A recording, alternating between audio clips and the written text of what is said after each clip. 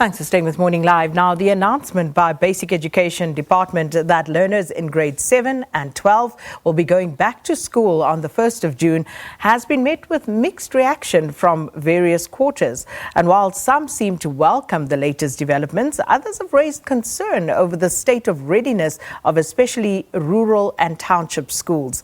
But just how does COVID-19 behave in children, and what risks would come with the phased reopening of schools as per government's plan? Dr. Boshoff Steenekamp is an epidemiologist from Momentum, and he joins us now via Zoom to try and shed some light, try and assist us in understanding this matter a little better. Good morning. Thanks so much for your time, Dr. Steenekamp. Good morning. Good morning, Leo. Firstly, should parents be worried about the prospect of schools reopening, especially given the risk of schools possibly becoming potential cluster outbreak situations? Good, thank you. Yes, of course, we're all very worried and concerned about our children. We're very concerned about the epidemic as we are at this stage now. But what I do think is when it comes to children, we have less reason for concern than we have for other people in the rest of society. For instance, it's been numerous studies have been shown that children are less likely to get infected than adults. And if they do get infected, it's less likely to be a severe infection. Children more often get asymptomatic infections, and very often those infections go totally unknown. They come completely asymptomatic. Another issue is also, we've heard some press reports about some rare serious diseases, but those critical illness cases that occur in COVID are extremely rare in children. By far, the majority of children have a very mild disease with very mild impact on their life. Dr. Steenekamp, have we at this stage gathered enough evidence, scientific evidence, to, with any sort of authority, say that we fully understand the role that children could possibly play in passing this virus? Do we understand that fully at this stage? It's early days. We've only entered the pandemic, so we learn quite a lot. There are about 23,000 new scientific articles that we published a few days ago. And there is about 20,000, every 20 days the number of articles doubled. But just to give you an idea how fast we have to learn now. But there has been more than about 5 million cases and 300,000 deaths. And we know that the children have been affected very, very rarely, and if they're affected, it's very light infection. There also is a few studies that have done in a number of countries, including France, Italy, US, and in China, that have shown that children are less likely to be the vectors of the disease. It's in most cases, cluster outbreaks, there are adults involved, and it's not children who are involved.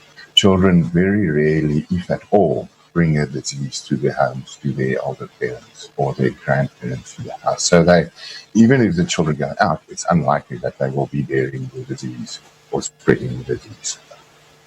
The question is, though, has that been tested sufficiently that we can say this as a matter of fact? I'm looking at a report that was released yesterday by the Albert Einstein College of Medicine, and they say that children are not immune to coronavirus, and a new study from the Pandemic Epicenter describes severe COVID-19 response in children. So looking at that and listening to what the earlier belief was around children and their likelihood of being susceptible to COVID-19, are things changing, or are we pretty much still where we were at the beginning in terms of our understanding? Look, the development we have is new. We understand it now better than we did a month ago. And the understanding now is that children are less likely to be an important vector in this situation. The information you gave me, I'm unaware of, but it does sound unlikely. And one would have to make very sure that that information is actually correct, because there literally are many, many studies that have been done, even at this early stage, that reassures us and makes us know that we are less likely, children are not likely to spread the disease, and if infected, it's very unlikely that they'll get severe infection. Are you comfortable and confident enough, Dr. Steenekamp, therefore, to say that with the information that we have at our disposal right now, we know enough to open schools and potentially expose children? I don't know enough about the schools, and I don't know about the particular situations of these different schools, and I do not know enough about how the teachers will be protected. But when it comes to the medicine and the epidemic of children, the epidemiology of children as transmitters of the disease and as being victims of the disease, I'm comfortable from that aspect. I do not understand the other elements. So what advice would you give to parents who obviously are anxious about sending their children back to school next month, especially when we talk about comorbidities, underlying conditions? Which are some of those that parents should really be careful of? Okay. And the number of studies have shown that unlike in adults, that children who are immunosuppressed people, children with liver transplant, kidney transplant, etc., are not really at an increased risk as opposed to the situation in adults.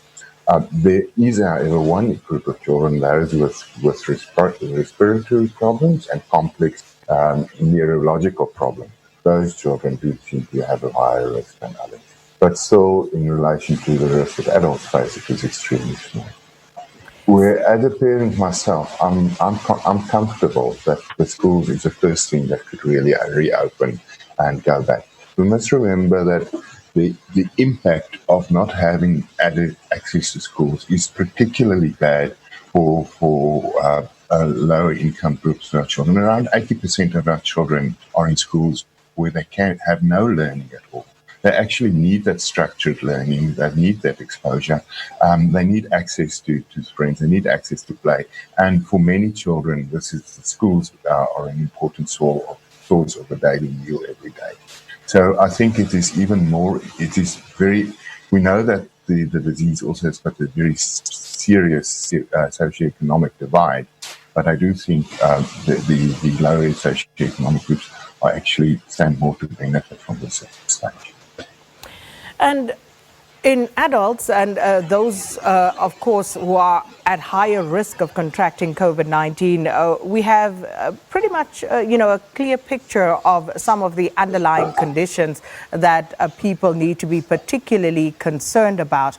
When it comes to children, you talk of children with respiratory conditions. So is there a list that we could potentially refer to, say, for example, children who are asthmatic, children who may have HIV, who are hypertensive, have, for example, diabetes as well? Is there a list that we can refer to? Yes. I don't have a specific list for children, but the list is, as you have mentioned, those are cardio conditions, respiratory conditions, and immune situations are still. I would still be careful about that. I would not blindly just send such a child to go to school and be exposed. I would be more careful about vulnerable children specifically, and we need more information in that respect. But for children as a group in general, and also remember that many of these associated conditions develop older in life and they come later in childhood. I mean, children, there's a lot of speculation about why children do not get the disease, and that a lot of them seems to revolve around the ACE2 receptors in the lungs that actually gives the virus an opportunity to bind. And this is strange. It's not unique to COVID. I mean, paralytic polio, for instance, is very rare amongst, much more rare amongst children than it is among adults. And we know adults get severe forms of rubella while children don't. So it's not unique. The fact that children have particular immunity here is not unique. but the reasons for this stronger protection remains obscure. We do not know why exactly the details for. So, if there's a parent out there at this point watching this interview now, Dr. Steenekamp, and they say, my child has asthma, my child suffers from epilepsy, my child has type 1 diabetes. Looking at those three, for example, would you send your child back to school at this stage? Any of those three conditions, I would make very sure, and I would make sure that I see have a discussion with the doctor about this, or before I make that decision. I will be careful with that. Yes, that's important. And just from your perspective, what would be absolutely critical for the schools to get right to ensure that children actually remain safe right now? Yeah, I think the important thing is more in terms of the actual management and the actual functioning of the schools, which I have very little knowledge about and very little. I can speak with no authority about that at all. But what, in relation to the opening the schools and exposing children to other children, I don't think that is a serious risk at all. I don't think that is a problem. From a medical and an epidemiological perspective, I think children are protected in this environment. And with regard to a lack of sanitation and water, if those conditions are not adequately addressed in schools, would you advise that schools with those specific problems actually reopen? Those specific problems must be addressed. I mean, but that is regardless of the COVID situation. I think that's independent. That's an important consideration, but is not directly linked to COVID at all.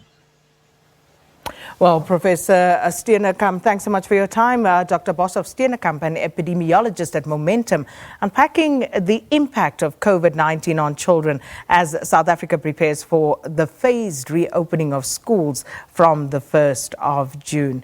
And you're hearing expert opinion this morning, and you, of course, will make up your mind. But we are asking you in our question of the day how you feel about the situation with regard to the reopening of schools. So do engage us there so we can give your opinion and share it with the rest of South Africa as well. Right, we're going to take a break. Valen will have your sports news after that.